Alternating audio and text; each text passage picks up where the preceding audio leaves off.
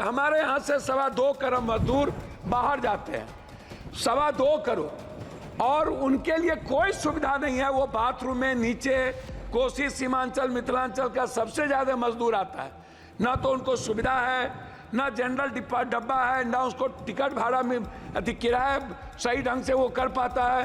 तो जनरल डिब्बा को बढ़ाने की एसी की जगह ज्यादा जरूरत है कि नौगछिया पीरपैती गोड्डा और देवघर जोड़ने वाली रेल, वैशाली ट्रेन और गरीब रथ ट्रेन को पूर्णिया कोस्ट स्टेशन से, अमरपाली और इंटरसिटी को पूर्णिया जंक्शन या जोगबनी से चलाने का मेरा आग्रह है। उसको एक्सटेंशन किया जाना चाहिए। ये मेरा आपसे आग्रह है। या तो मधेपुरा, या तो सहरसा, या तो बनमनखी, कहीं भी डीआरएफ जोन कार्यालय खोलने का प्रस्ताव मैं आपसे आग्रह करूंगा। थैंक यू सभापति महोदय, मैं सबसे पहले आपको धन्यवाद देना चाहूंगा और माननीय मंत्री जी का ध्यान,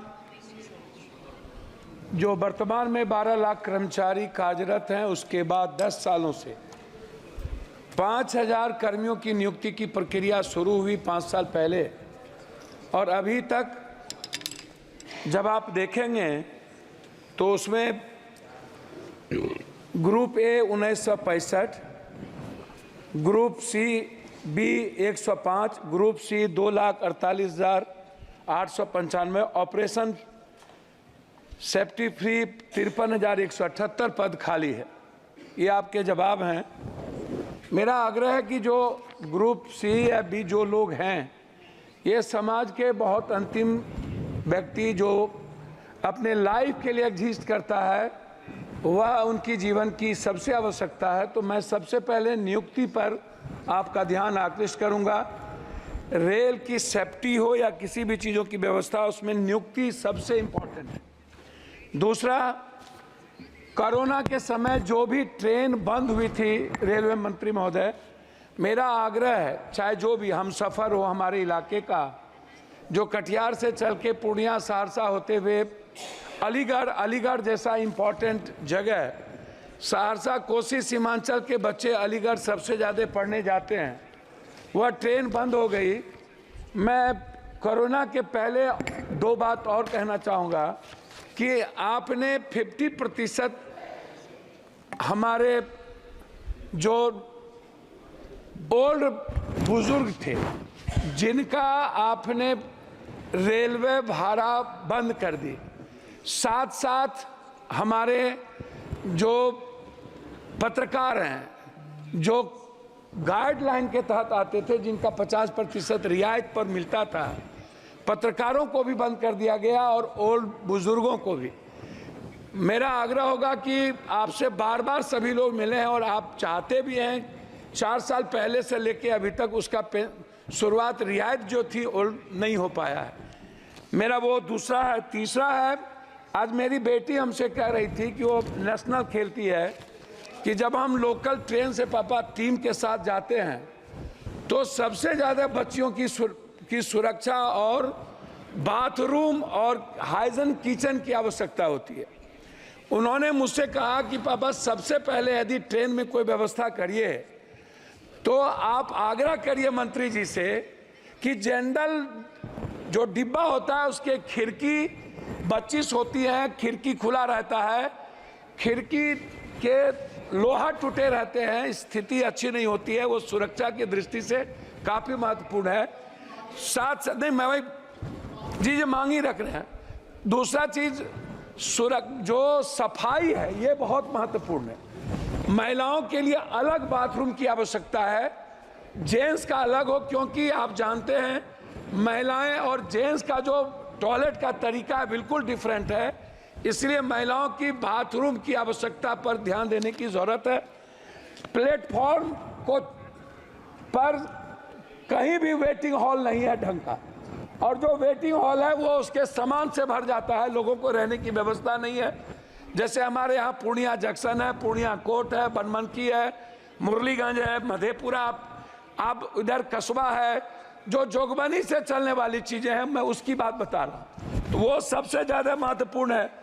दूसरा चीज, जनरल डिब्बा को बढ़ाने की जरूरत है। हमारे यहाँ से 2.25 करोड़ मजदूर बाहर जाते हैं, 2.25 करोड़, और उनके लिए कोई सुविधा नहीं है। वो बाथरूम में नीचे कोसी सीमांचल मिथिलांचल का सबसे ज्यादा मजदूर आता है, ना तो उनको सुविधा है, ना जनरल डब्बा है, ना उसको टिकट भाड़ा में किराया सही ढंग से वो कर पाता है। तो जनरल डिब्बा को बढ़ाने की एसी के जगह ज्यादा जरूरत है। मंत्री महोदय, मेरा सबसे महत्वपूर्ण जो सवाल है वो है एग्जामिनेशन देने जाने वाले बच्चों के बारे में। जो बच्चे किसी भी तरह का एग्जाम देने बाहर जाते हैं, अपने जिले से, अपने स्टेट से बाहर, खास तौर पर मेरा आग्रह है कि उस बच्चों को कम से कम 75% रियायत के दर पर टिकट मिले। पेंशनधारी जो है, जिसको आप 300 से 400 ज्यादा पेंशन आप ओल्ड को नहीं देते हैं, पेंशनधारी को रियायत पर टिकट मिले। साथ साथ जो थिएटर के हमारे सबसे बड़े कलाकार हैं, जो गरीब घर से और मिडिल क्लास के परिवार से आते हैं, थिएटर करने वाले जो बाहर जाते हैं, उनको रियायत पर टिकट मिले। एग्जामिनेशन के टिकट पर सबसे ज्यादा ध्यान देने की जरूरत है। अब मैं अध्यक्ष महोदय, मैं कंक्लूड करूंगा। मेरा अब आग्रह है सिर्फ क्षेत्र से, मैं क्षेत्र के बारे में, रामविलास जी, दिनेश भाई और हम लोगों ने कुर्सेला से रुपौली, बिहारीगंज होते हुए सहरसा और बिहारीगंज से बनमनखी से हम लोग सिमरी, बख्तियारपुर, कुशेश्वर स्थान, नौगछिया से उदा, किशुनगंज, मधेपुरा, सिंहेश्वर स्थान जो बाबा की सबसे बड़ी धाम, इधर कुशेश्वर स्थान, इधर सिंहेश्वर स्थान और इधर नेपाल बॉर्डर।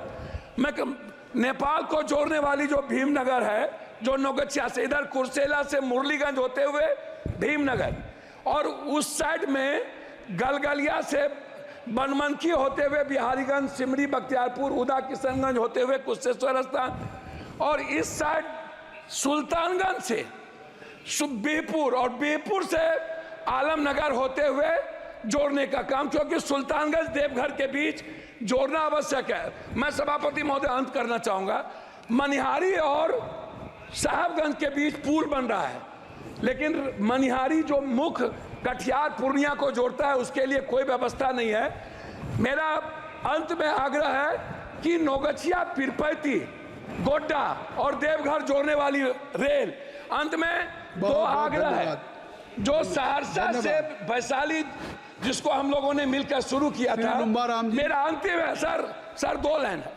वैशाली ट्रेन और गरीब रथ ट्रेन को पूर्णिया कोस्ट स्टेशन से, अमरपाली और इंटरसिटी को पूर्णिया जंक्शन या जोगबनी से चलाने का मेरा आग्रह है। उसको एक्सटेंशन किया जाना चाहिए, ये मेरा आपसे आग्रह है। और दूसरा अंत है एक लाइन में सर, सभापति महोदय, एक लाइन में, पूर्णिया कटिहार जंक्शन और समस्तीपुर के पास बीच में कोई डीआरएम ऑफिस नहीं है। आपने मेरा एक लाइन है सर, एक लाइन, 7 बार आपका हो चुका सर, एक लाइन है, एक लाइन। डीआरएम एक कार्यालय को सहरसा और बनमनखी के बीच में, या तो मधेपुरा, या तो सहरसा, या तो बनमनखी, कहीं भी डीआरएम जोन कार्यालय खोलने का प्रस्ताव मैं आपसे आग्रह करूंगा। धन्यवाद। और एक श्रीमती मालविका देवी, कोच फैक्ट्री जो स्लीपर फैक्ट्री बंद है, श्रीमती मालविका देवी, बहुत बहुत धन्यवाद।